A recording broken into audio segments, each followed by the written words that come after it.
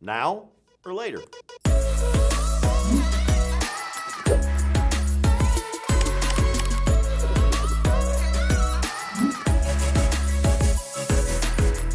Hey, Pastor Ron here, and our story this past week was about the lady who went into the synagogue or church, and she had the condition for 18 years where she was bent over, probably in pain.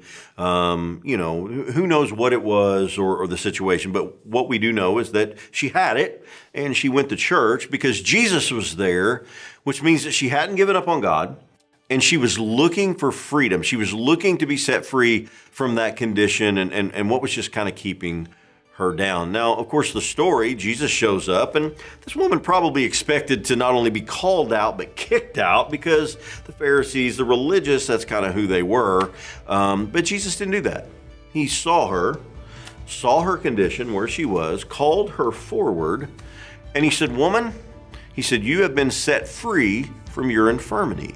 Basically, he spoke her freedom. He spoke that freedom into her life. And then he placed his hands on her, and immediately she got up and was healed. Now, if we think about that, we talk about freedom. When we accept Jesus Christ into our life, that freedom that he provides into our lives, our spiritual lives, man, that comes with it. Freedom from our sin, freedom from our past. That spiritual freedom that just, really just inside, just sets us free from everything. But sometimes physically, sometimes we struggle with things. Sometimes we may continue to fail or continue to struggle with situations that we've had. Maybe it's a physical thing, could be whatever it might be. See, Jesus has spoken that freedom into our life. He has given us that freedom when we accept him, but we're not always physically free from the things that ail us. Jesus had pronounced her freedom, then he provided that freedom, the touch and the hand. So listen, don't give up. That woman didn't give up, and we shouldn't either. Sometimes things are just a part of our lives. Why Jesus heals here and doesn't heal here, I'll never know. None of us will.